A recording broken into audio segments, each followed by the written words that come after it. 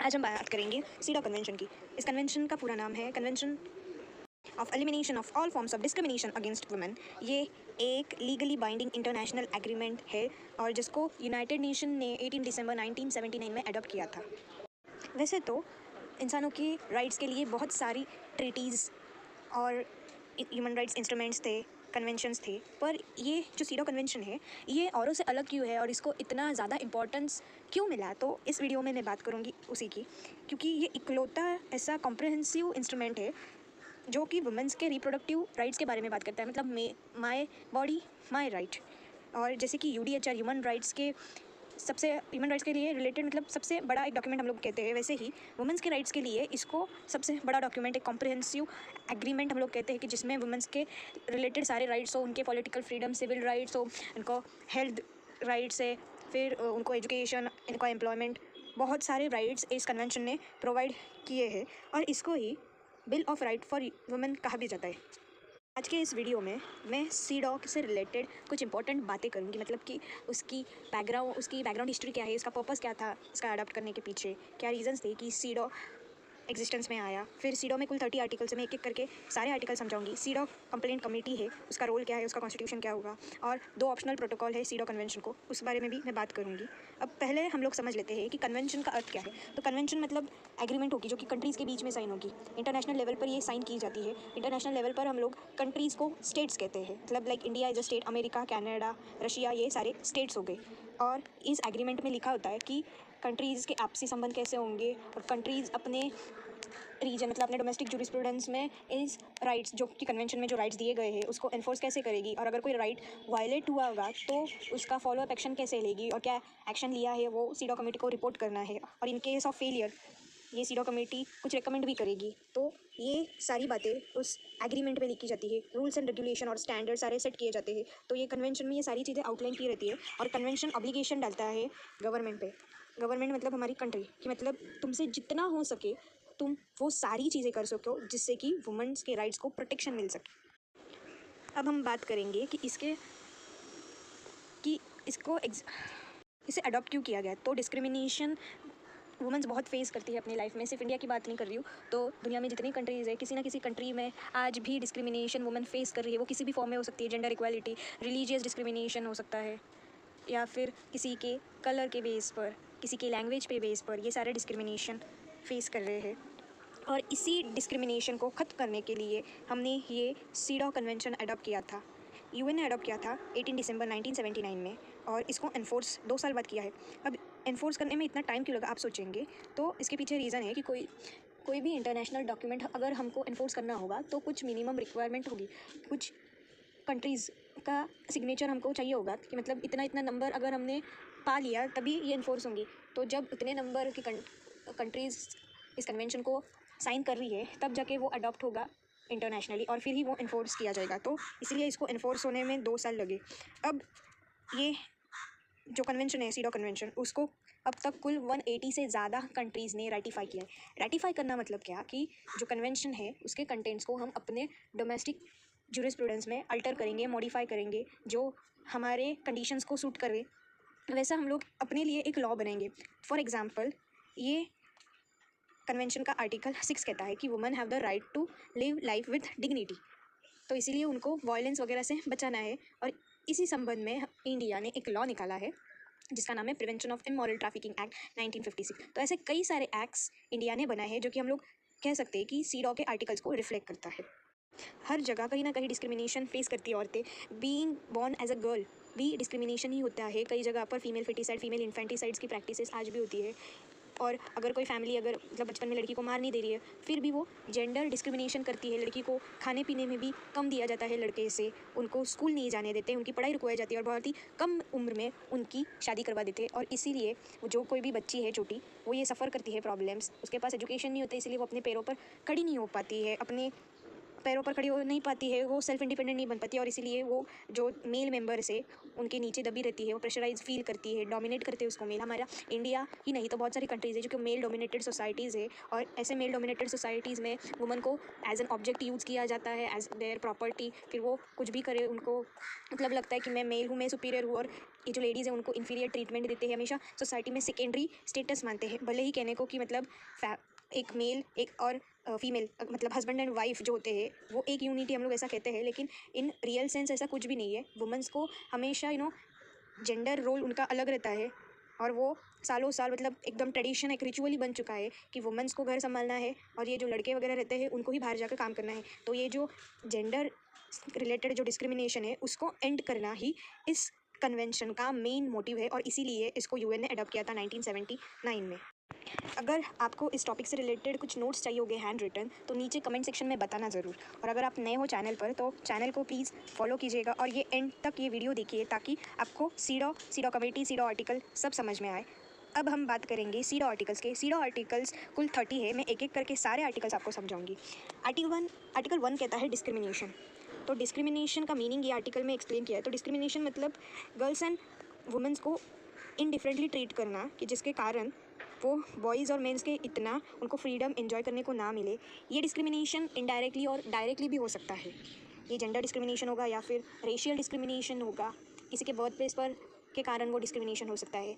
इस डिस्क्रिमिनेशन को एंड करने के लिए हमारे आर्टिकल 15 ऑफ द कॉन्स्टिट्यूशन में ये क्लॉज डाला गया है कि मतलब स्टेट पर ये ऑब्लिगेशन है कि वो वुमेंस के अपलिफ्टमेंट के लिए स्पेशल मेजर्स ले, स्पेशल लॉज इनैक्ट करे, ताकि चिल्ड्रन और वुमेंस को कहीं पर भी डिस्क्रिमिनेशन या फिर इनइक्वालिटी फेस ना करनी पड़े। तो हम लोग रिलेट कर सकते हैं आर्टिकल 1 ऑफ सीडो और आर्टिकल 14 जो कि बात करता है इक्वालिटी के बारे में, आर्टिकल 14 और आर्टिकल 15 ऑफ इंडियन कॉन्स्टिट्यूशन। आगे देखते हैं। आर्टिकल 2 कहता है स्टेट ऑब्लिगेशन। आर्टिकल 2 में ऐसा लिखा गया है कि मतलब जो भी इस कन्वेंशन की सिग्नेटरी पार्टी है, मतलब जिस किसी कंट्रीज़ ने अपना सिग्नेचर इस कन्वेंशन पे दिया गया हो, वो लीगली ऑब्लाइज है कि वो अपने रीजन मतलब इंडिया में या फिर अफ़गानिस्तान में या अमेरिका या रशिया में, तो अपने देश की नारियों के लिए वो हर प्रयास करे ताकि उनके राइट्स और फ्रीडम उनको मिल सके, और इनके राइट्स को प्रोटेक्ट किया जा सके, इनके राइट्स इनको मिले। इसके लिए स्पेशल लॉज इनैक्ट करो। ये गवर्नमेंट को कहती है कि जितना आपसे हो सके आप उतना करो, और इस डिस्क्रिमिनेशन को आप एलिमिनेट करो। जिधर किधर भी डिस्क्रिमिनेशन प्रैक्टिस किया जा रहा है वहाँ पर प्रिवेंशन करो। और आपके डोमेस्टिक फियर में आप जो कोई भी लॉ बना रहे हो ना, वो लॉ कभी भी जेंडर्स में डिस्क्रिमिनेट ना करे। जो जेंडर्स है दोनों जेंडर्स को आप इक्वल ट्रीटमेंट दो, इक्वल अपॉर्चुनिटीज़ दो। और हमारे जो लेडीज़ है तो लेडीज़ को प्रमोट करो। ऐसे पॉलिसीज़ आप बनाओ कि मतलब फॉर एग्ज़ाम्पल समृद्धि योजना, सुकन्या योजना। आर्टिकल 3 कहता है राइट्स के बारे में। ये कन्वेंशन का आर्टिकल 3 कहता है कि गवर्नमेंट ने इंश्योर करना चाहिए कि जो बेसिक ह्यूमन राइट्स और फंडामेंटल ह्यूमन राइट्स है, जो कि आपका कॉन्स्टिट्यूशन हो या फिर कोई भी दूसरा कन्वेंशन हो, जैसे कि ICCPR, ICESCR, UDHR, तो ये जो सारे डॉक्यूमेंट्स है और इनमें जो कोई भी राइट्स है, वो राइट्स फीमेल्स को भी इक्वली एप्लीकेबल होने चाहिए, और हर फील्ड में उनको राइट्स मिले, रिजर्वेशन मिले, और ये राइट्स उनको तब तक देने चाहिए जब तक ये डिस्क्रिमिनेशन एंड ना हो। आर्टिकल 4 कहता है स्पेशल मेजर्स। ये आर्टिकल कहता है कि गवर्नमेंट को स्पेशल मेजर लेने चाहिए ताकि ये जो हमारा सोसाइटी में इम्बैलेंस क्रिएट हुआ है उसको हम लोग एड्रेस कर सके। स्पेशल मेजर्स ले जा सकते हैं। फॉर एग्जांपल हम लोग एजुकेशन में फ़ीमेल्स के लिए रिजर्वेशन रख सकते हैं, और पॉलिटिक्स में भी कुछ 33% पहले कहा गया था रिजर्वेशन वुमेंस के लिए। महाराष्ट्र गवर्नमेंट ने इसे 50% तक किया गया है। और एम्प्लॉयमेंट में भी वुमेंस के लिए स्पेशल आप वैकेंसी रखो। स्पेशल मेजर्स में हम लोग मैटरनिटी बेनिफिट भी गिन सकते हैं कि मतलब जो वुमन और जो बेबी है वो में उसके प्रोटेक्शन के लिए ये मैटरनिटी बेनिफिट गारंटी किया है। बहुत सारे ऐसे आप पॉलिसीज़ बनाओ जो कि वुमेंस के हित में है। और हम ये भी जानते हैं कि इवन ट्रांसपोर्ट में वुमेंस के लिए स्पेशली रिजर्व सीट्स रहती है। ट्रेन्स में वुमेन कोचेस रहते हैं स्पेशली, ताकि वो सेफली ट्रैवल कर सके। हम वुमेंस को वीकर सेक्शन ऑफ पॉपुलेशन में मानते हैं, और इसीलिए इस वीकर सेक्शन को हमको एम्पावर करना है, और इसलिए हमको कुछ स्पेशल मेजर्स लेनी है। और ये अगर गवर्नमेंट में कुछ स्पेशल लॉ बना रही है, अगर कुछ रिजर्वेशन रख रही है वुमेंस के लिए, तो ये पॉजिटिव डिस्क्रिमिनेशन माना जाएगा, और ये करना ज़रूरी है कि ताकि इक्वल फुटिंग पर हम लोग वुमेंस को ला सके। मेल्स जितना इंपॉर्टेंस हम लोग फीमेल्स को दे सके। आगे बढ़ते हैं। आर्टिकल 5 कहता है रोल बेस्ड स्टीरियोटाइप्स, कि मतलब कुछ कुछ ऑक्यूपेशंस हम लोग सिर्फ लेडीज़ के लिए बने हैं ऐसे समझते हैं। लाइक टीचर का जॉब हुआ, फिर डॉक्टर का जॉब हुआ, जो कि हम लोग टिपिकली सिर्फ लेडीज़ के लिए बने हो, या फिर टेलर या स्वीपर लेडी, क्लीनिंग लेडी। हम लोग ऐसे कुछ जॉब से, कुछ काम से जो सालों साल और पीढ़ी से पीढ़ी हम लोग ऐसा कहते हैं कि मतलब वो काम सिर्फ लेडीज़ ने करना चाहिए, जैसे कि घर संभालना हो। एक मैं मूवी का रेफरेंस यहाँ पर देना चाहूँगी। इंग्लिश मूवी में श्रीदेवी कहती है कि मतलब अगर कोई मर्द खाना बनाता है तो उसे हम लोग कहते हैं कि आर्ट पर, लेकिन अगर कोई लेडी खाना बनाती है तो उसकी वो ड्यूटी बन जाती है। तो ये डिस्क्रिमिनेशन देखो, सोसाइटी किस नज़र से औरत और मर्द में भेदभाव करती है। देखने का नज़रिया सबका अलग होता है, काम भले वो सेम करे हो, लेकिन ये रोल बेस्ड स्टीरियोटाइप्स है। और हम लोग सोसाइटी में बहुत सारे रेस्ट्रिक्शंस लाते हैं औरतों पर, उनका पहनावा कैसा हो, उनका दिखना कैसा हो, बोलना, हंसना, उठना, बैठना, अपने सब पर कुछ ना कुछ पाबंदी लगा रखी है, रोक लगा रखी है, लिमिटेशंस है। और इतने सारे लिमिटेशंस होने के कारण हम हमारा जो राइट्स है पूरी तरीके से उनको एंजॉय नहीं कर पा रहे हैं।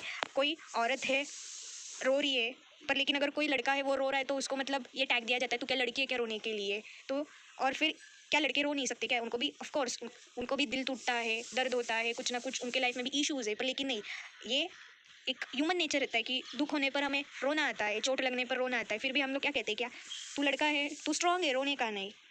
और तू लड़का है, तुझे पिंक कलर पसंद नहीं आना चाहिए, ये पिंक कलर सिग्निफाई करता है लड़की। क्यों ये हम लोग ये स्टीरियोटाइप्स, एक स्टिग्मा ऐसा समझते हैं।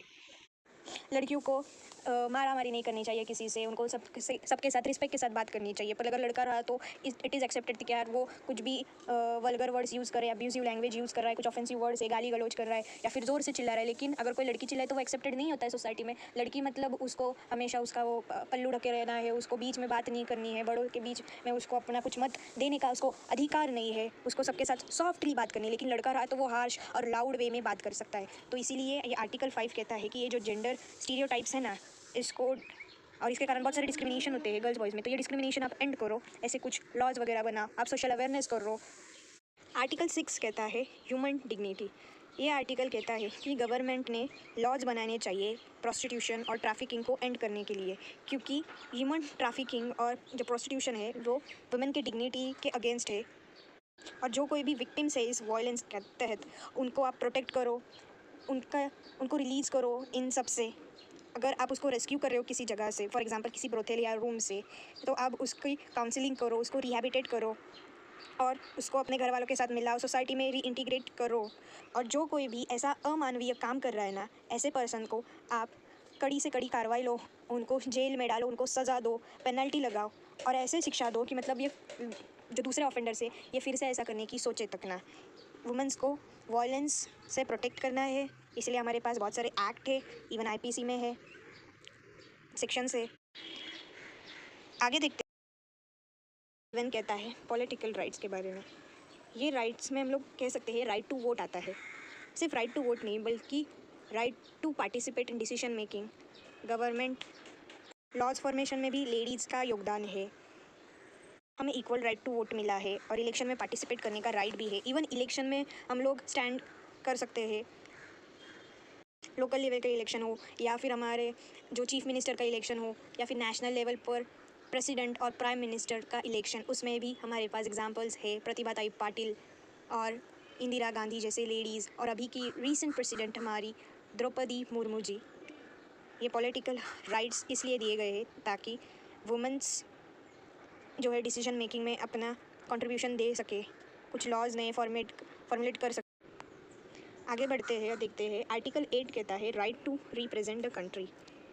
वुमेंस को राइट दिया गया है कि वो अपने कंट्री को रिप्रेजेंट कर सके, अपने स्टेट को रिप्रेजेंट कर सके, अपने एरिया को रिप्रेजेंट कर सके। स्पोर्ट्स में या स्कूल में कुछ कंपटीशन हो रहा हो तो अपने वो स्कूल की तरफ से जाए, अपना जो शहर है उसको वो रिप्रेजेंट कर सकती है। वुमेंस लीडर भी बन सकती है, एम्बेसडर्स बन सकती है या फॉरेन अफेयर्स मिनिस्टर भी बन सकती है। फॉर एग्जांपल हमारे पास थी कुछ सालों पहले सुषमा स्वराज जी। और इवन पब्लिक ऑफिसर भी बन सकती है, लाइक आईएएस, आईपीएस। आर्टिकल 9 कहता है नेशनलिटी के बारे में। अब ये आर्टिकल ये कहता है कि गवर्नमेंट को इंश्योर करना चाहिए कि वुमेंस और गर्ल्स को नेशनलिटी का राइट है वो नेशनलिटी एक कंट्री का अडॉप्ट कर सकती है या छोड़ भी सकती है, दूसरा कंट्री जा सकती है, अपना कंट्री ओरिजिनल कंट्री छोड़ के दूसरे कंट्री जा सकती है, उधर की नेशनलिटी एक्सेप्ट कर सकती है। और अगर किसी फॉरेन के आदमी के साथ उसने शादी की गई हो और फिर उसका जो बेबी बॉर्न हो गया, इवन उसको वो अपनी नेशनलिटी पास कर सकती है। आगे बढ़ेंगे और आर्टिकल 10 ये कहता है एजुकेशन के बारे में। ये आर्टिकल बहुत इंपॉर्टेंट है, एजुकेशन के ऊपर बात करता है और ये कहता है कि गवर्नमेंट ने ये राइट इंश्योर करना चाहिए, इस गवर्नमेंट ने स्कूल्स वगैरह बनानी चाहिए, एजुकेशन फ्री एजुकेशन देते हैं स्टेट गवर्नमेंट। अभी एकनाथ शिंदे जी ने अनाउंसमेंट किया था कि गर्ल्स का एजुकेशन हम लोग फ्री करेंगे। तो ऐसे बहुत सारी स्कीम्स निकाली हैं जो कि वुमेंस के एजुकेशन को प्रमोट करे। और ये राइट टू एजुकेशन वुमेंस को भी मेल जितना इक्वली मिले, वहाँ पर कोई जेंडर डिस्क्रिमिनेशन ना हो। और अगर लगे तो फिर स्पेशली हम लोग गर्ल्स स्कूल या फिर को एजुकेशन का सिस्टम भी निकाल सकते हैं और उनको सिर्फ किताबिया नॉलेज ना हो, उनको वोकेशनल ट्रेनिंग हो, स्पोर्ट्स एक्स्ट्रा करिकुलर एक्टिविटीज़ में भी उनका पार्टिसिपेशन हो, ये इंश्योर करना है। और जो ब्राइट स्टूडेंट है पर जो फाइनेंशियली वीक हो, तो ऐसे स्टूडेंट्स को बढ़ावा देने के लिए गवर्नमेंट और जो कोई वेल्दी बिजनेसमैन है ऐसे या कोई संस्था है, तो ऐसे लोगों ने स्पेशली उनको स्कॉलरशिप और कुछ ग्रांट्स इनको देनी चाहिए। इवन एजुकेशन एक्सेस करना रूरल एरियाज़ में बहुत बड़ी एक प्रॉब्लम है, इसलिए गवर्नमेंट को प्रयास करना है कि सबको एजुकेशन एक्सेस हो सके, तो वो स्कूल्स नज़दीक बनाए, हायर एजुकेशन इंश्योर करे और ट्रांसपोर्ट भी इंश्योर करे। 25 साल तक की उम्र की लड़के और लड़कियों के लिए गवर्नमेंट ने कंसेशन भी लाया है। रूरल एरियाज़ में बहुत सारे प्रॉब्लम्स है, मतलब सही तरीके से रास्ते नहीं है, स्कूल्स है पर स्कूल्स बहुत दूर है, कई जगह पर तो स्कूल्स भी नहीं है, स्कूल्स है तो उनका कंडीशन ख़राब है, दीवारें टूटी हुई है या फिर बाढ़ वगैरह आ जाए तो स्कूल का ढांचा गिर जाए, जैसे बहुत सारे प्रॉब्लम्स है। तो ये प्रॉब्लम्स को एड्रेस करने की जिम्मेदारी है गवर्नमेंट की। अगर गवर्नमेंट से हो ना सके तो फिर वो प्राइवेट वालों जो प्राइवेट स्कूल्स है, वो प्राइवेट स्कूल में 25% कोटा, ये फाइनेंशियली वीकर सेक्शन बच्चों के लिए उन्होंने रखा है और इसके लिए एक एक्ट भी लाया है जिसको RTE 2009 कहते हैं। एजुकेशन इंपॉर्टेंट इसलिए माना गया क्योंकि जब हम लोग एजुकेट होते हैं, हमें राइट्स, हमारे फ्रीडम्स के बारे में पता चलता है और एजुकेशन हम लोग एज एन वेपन यूज़ कर सकते हैं। और जो डिस्क्रिमिनेशन हम लोग फेस करते हैं, जो वो पुअर्टी हमारे है, इस साइकिल को हम लोग तोड़ सकते हैं। एजुकेशन आर्टिकल 21A में रिकॉग्नाइज़ किया है एज एन फंडामेंटल फ्रीडम, इसीलिए सीडॉ में भी ये आर्टिकल इंपॉर्टेंट है। आर्टिकल 11 कहता है एम्प्लॉयमेंट के ऊपर कि गवर्नमेंट ने इंश्योर करना चाहिए कि उनकी कंट्रीज़ की जो वुमेंस है उनको मेल जितना काम करने पर उनको इक्वल पे मिले और उनके प्रमोशन के चांसेस भी हो। जस्ट बिकॉज वो लड़की है उसे प्रमोशन डिनाई नहीं कर सकते, इक्वल काम के इक्वल पैसे हो।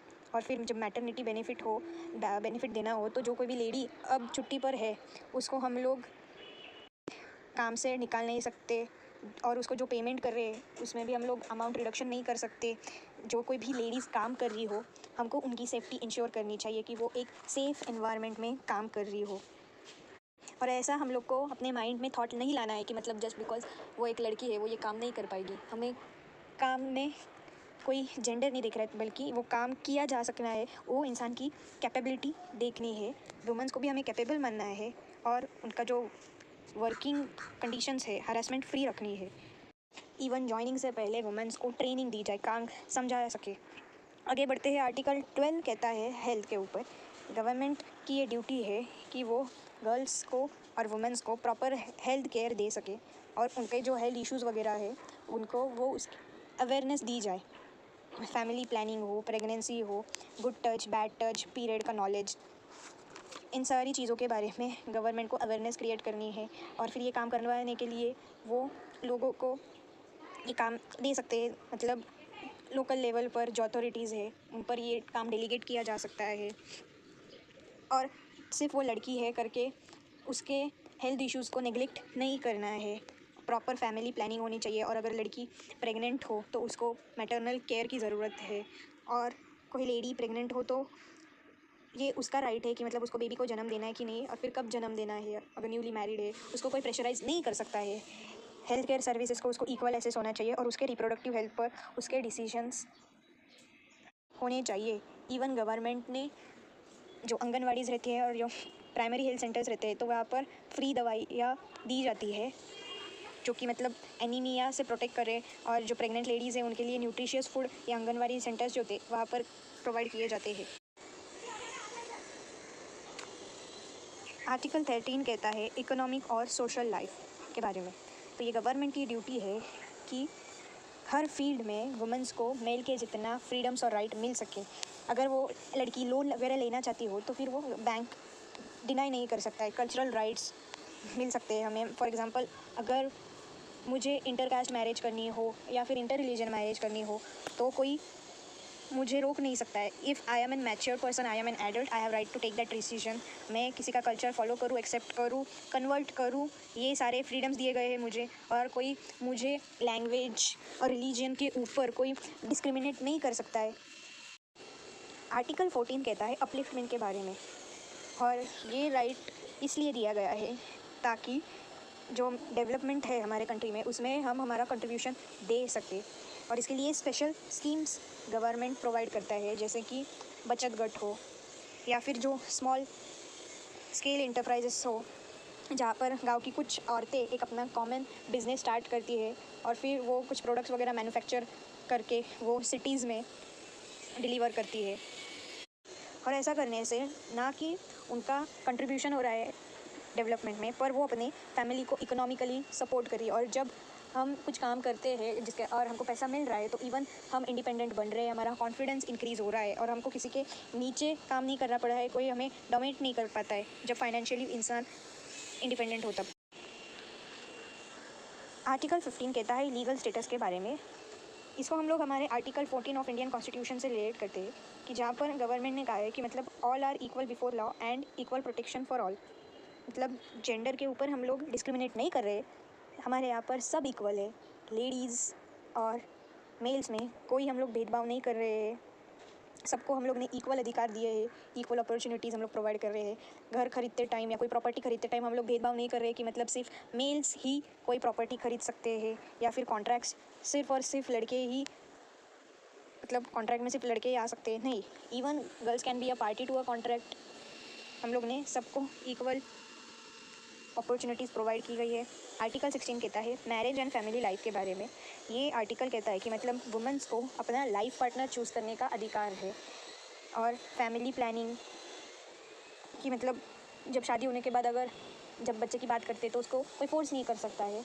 ये उसके ऊपर है कि उसकी बॉडी या उसका माइंड अब रेडी है कि नहीं कि वो बेबी कंसीव कर सके। उसको अबॉर्शन का भी राइट दिया गया है कि मतलब एक्सट्रीम केसेस ऐसे हो कि जहाँ पर कॉम्प्लिकेशंस है, किसी औरत या उसके बच्चे के हेल्थ के कुछ इश्यूज़ है और जिसके कारण मतलब डिलीवरी के बाद किसी की डेथ तो होने वाली है उस कॉम्प्लिकेशन के कारण, तो हम लोग अबॉर्ट कर सकते हैं। और उसके लिए भी हमारे पास MTP एक्ट है, PCPNDT एक्ट है। और मैरिज की अगर बात करें तो अगर हम लोग मतलब किसी लड़की को फील हो रहा है कि वो उसके पार्टनर के साथ मतलब उसकी कंपैटिबिलिटी नहीं है तो वो अपने स्पाउस को डिवोर्स भी दे सकती है। पहले डिवोर्स का हमको राइट नहीं था, पर जब ये हिंदू कोड बिल आया तब से वुमेंस को ये राइट दिया गया है कि वो अपने हस्बैंड को डिवोर्स दे सकती है अगर हस्बैंड के साथ कंपैटिबिलिटी नहीं जम रही हो या फिर हस्बैंड ने कुछ ऐसा ऑफेंस किया गया हो, कुछ वो क्रूअल्टी कर रहा हो, वायलेंस कर रहा हो। हमारे पास बहुत सारे एक्ट है जो प्रोटेक्ट करते हैं हमें वायलेंस से। अब बात करते हैं सीडो कमेटी के बारे में। सीडो कमेटी आर्टिकल 17 से 22 में दी गई है। और ये सीडो कमेटी क्या है, तो ये कमेटी है जिसमें 23 एक्सपर्ट्स है, मतलब ये टीम है एक। और ये इनका काम क्या है कि कन्वेंशन में जो भी प्रोविज़न दिए गए हैं उसको ठीक तरीके से ये कंट्रीज़ अपने डोमेस्टिक स्फीयर में ठीक तरीके से इम्प्लीमेंट करते हैं कि नहीं, इसको चेक करना। और इनको कंप्लेंट्स रिसीव होती है डायरेक्टली। अगर इसको हम कंपेयर करें ICJ में, तो ICJ में इंडिविजुअल रिप्रेजेंट नहीं होता है तो कंट्री रिप्रेजेंट होती है। पर ये जो सीडो कमेटी है, यहाँ पर हम लोग डायरेक्टली कंप्लेंट फाइल कर सकते हैं। तो ये फ़र्क होता है दूसरे इंस्ट्रूमेंट्स और ये सीडो इंस्ट्रूमेंट में। इसीलिए सीडो एक कॉम्प्रिहेंसिव और एक इम्पॉर्टेंट कन्वेंशन है वुमेन लॉज में। अब ये सीडो कमेटी क्या करती है, जो कोई भी रिपोर्ट आता है इनको मतलब 4 साल में एक बार एक कंट्री को इनको रिपोर्ट भेजना पड़ता है कि मतलब साल भर में हमने क्या क्या काम किया है, क्या इश्यूज़ आए और किस तरीके से हम लोग ने फॉलोअप एक्शन लिया। अब ये कमेटी उस रिपोर्ट को रिव्यू करती है कि और अपने सजेशंस और रिकमेंड उस कंट्री को प्रोवाइड करती है। तो ये CEDAW committee act as an regulatory body जो कि मतलब इसके प्रोविजंस इंप्लीमेंट हो रहे हैं कि नहीं वो चेक करती रहेगी टाइम टू टाइम, और गवर्नमेंट को सजेस्ट करती रहेगी कि मतलब अगर आपके कंट्री में कुछ कस्टम या कुछ प्रैक्टिस ऐसी है जो कि वुमेंस के डिग्निटी के अगेंस्ट जा रही है, पब्लिक मॉरलिटी के अगेंस्ट जा रही है, तो ऐसे प्रैक्टिस ऐसे कस्टम्स को आप स्टॉप करो। आप लॉ में नए चेंजेस लाओ, अमेंड करते रहो ये सारी बातें सीडो कमेटी करती है।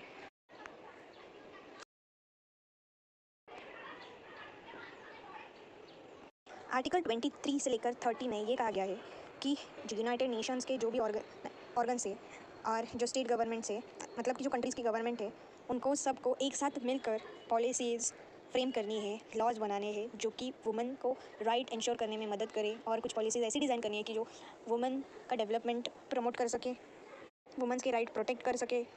तो ये इस आर्टिकल के अंडर कलेक्टिवली काम कर रहे हैं for upliftment of women and empowerment of women. Optional protocol मतलब कि एडिशनल मैकेनिज़म्स है जो कि सीडो के आर्टिकल से उसको एक एडिशनल फ्रेमवर्क देता है।